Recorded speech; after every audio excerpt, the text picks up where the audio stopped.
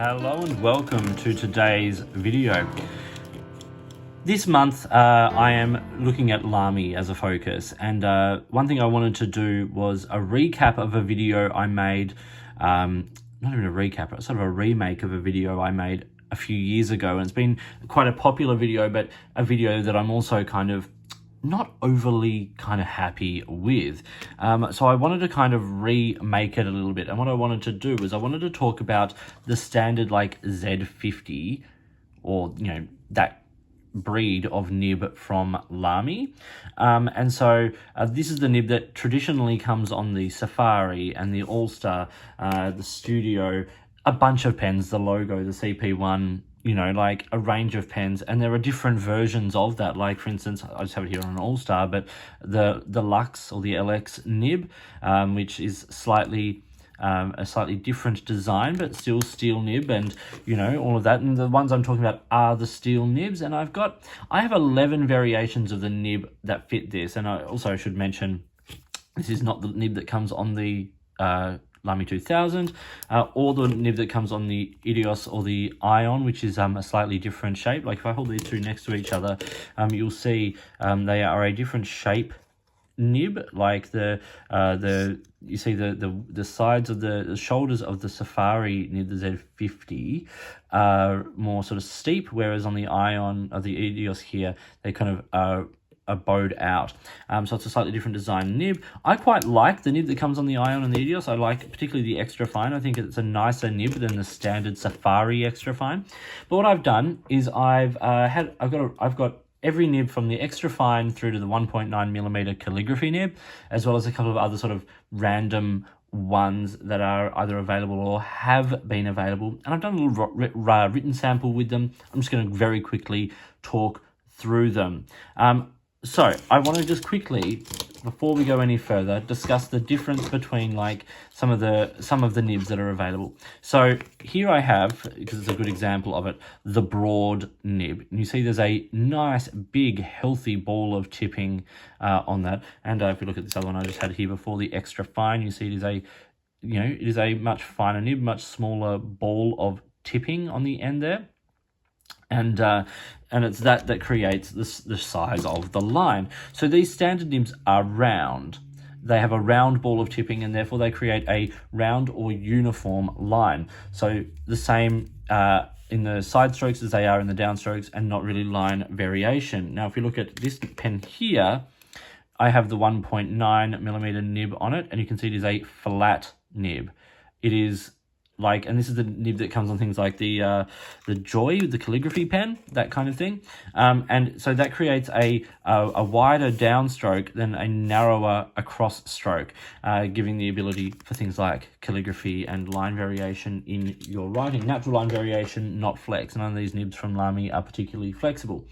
But let's get started. Here is the sheet I had. So this is Rhodia 80 GSM 5x5 grid paper.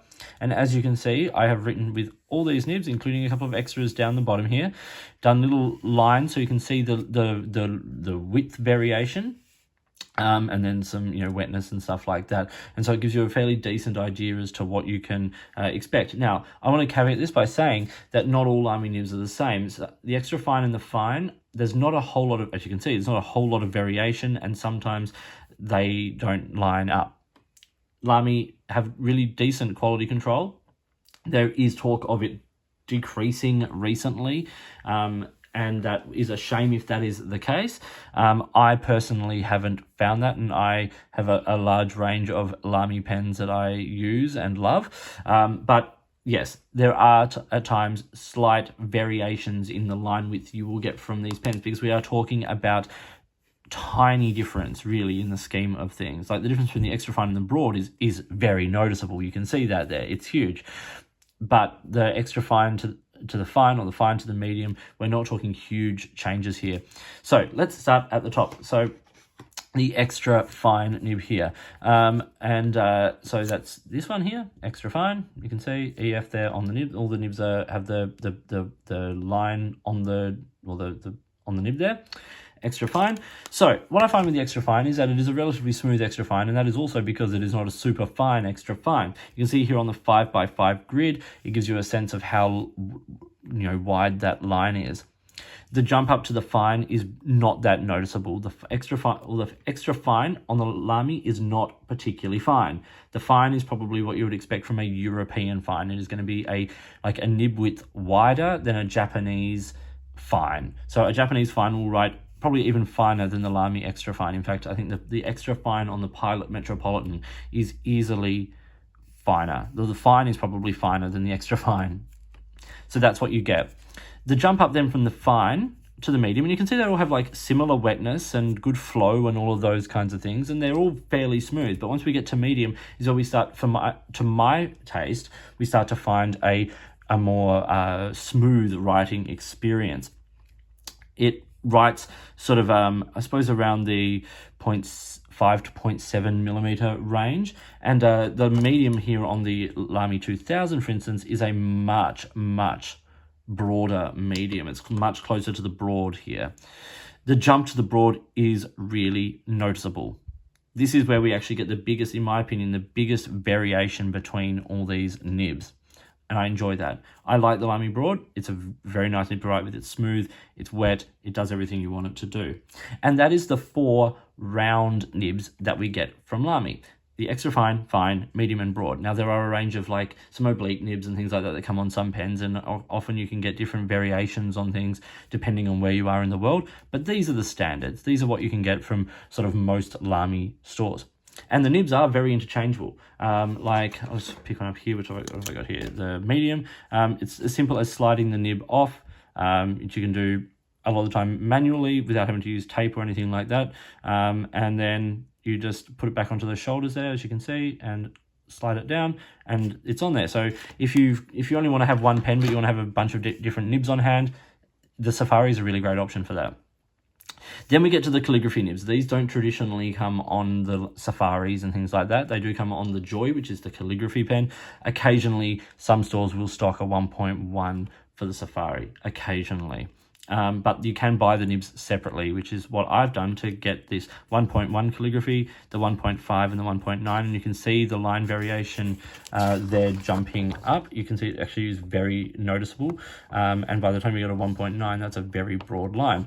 And then if we look over here, I've just done like the vertical versus the horizontal lines there, so you can see just the difference in the line width, and you're going to get that sort of shape from the writing. And the more you go up in the nib width, obviously the more accentuated that is. So those are the 3 calligraphy nibs. I find them to be very smooth, very easy to use. Some calligraphy nibs have very sharp edges, like corners. The Lamy ones don't, so they're sort of, I suppose, they do have a slightly reduced line width because of that, but that does allow them to write quite smooth, and that's really nice.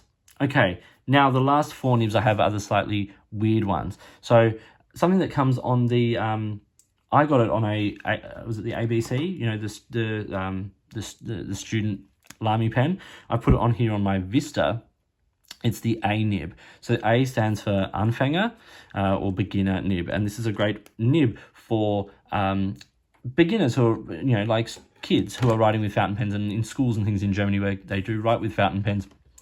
This is a lovely option for that. It's got a nice uniform ball of tipping, and it sort of fits somewhere between that fine and that medium in terms of the line width. Very smooth nib, very easy to write with, but not the wettest, which I think also ties into that, like, school use, I think perhaps just a little bit as well. The next one I have is the LH, which is the left-handed nib, which is, I think, really, pick that up on the camera. There we go, LH, left-handed. I've made a video about this, and I'll link this below in the video's description. I find the left-handed nib to be more, in my personal experience as a left-handed writer, I find it to be more advantageous to overwriters. I think like the way where the shape of the tipping and where the nib is polished. If you write as a side writer or an underwriter, you can use any of these nibs quite comfortably. You're not going to get perhaps the same like line experience with the calligraphy nibs, but the medium, broad, fine, extra fine, more or less the same. It's if you're an overwriter, it's this front leading tip that I think actually has a little bit more polish than the standard nibs, allowing for that sort of slightly more pleasant writing experience for our left-handed overhanded writers. The next one I have is the MK, which is the Mittelkugel, or medium ball. And this is another one that has a decent size, ball of tipping on the end. It is smooth, it writes well, it writes very much in that medium to broad category. This is a very pleasant nib to write with. I enjoy this a lot. Simple round ball, MK Mittelkugel, and it's a very simple nib. Nothing particularly fancy, but it does a nice, very smooth writing job. And once again, it's that kind of thing that can be used by the beginner writers, because it's more forgiving, perhaps, than even some, say, the medium or the fine, just in terms of the shape of the tipping and the amount of tipping that you get. And then the last one here is the C, which I call the C nib, or the cursive nib, and it's designed for like Japanese calligraphy. And so this, in a way, functions a little bit like an architect nib, an architect grind on a standard nib, where instead of the nib being flat and you're writing to get this kind of like line variation with the wider downstrokes and thinner side strokes, it's ground to be sort of wider on the cross strokes and narrow on the downstrokes, which allows for like Chinese calligraphy with the stroke patterns and the shapes that they aim to create. And so that is very similar to what an architect nib is, and it's minimal. Like you can see here where I've done the vertical versus horizontal. It's very, very minimally different, but it is slightly wider on the across than it is on the down, just ever so slightly, and it just allows for that sort of different style of writing. It's that cursive, what they call the cursive nib. So this was 11 of the nibs that I have for the Lamy Safari and All-Star and all of those kinds of pens. The ones that come standard on it, the calligraphy nibs, and then a couple of sort of different ones that come on different pens or that you can buy from different retailers. So I hope you found this interesting. I hope this was useful. Please like and subscribe. If you've got comments on any of this, drop it down below. Let's share the information with the community and get it all out there. So thank you for watching. And in the meantime, I should say the ink I used was Lamy Black. So this is all the same ink, same paper, all done with Lamy Safaris with these nibs. So I hope you found this interesting and useful. Thank you so much. And in the meantime, I will talk to you soon.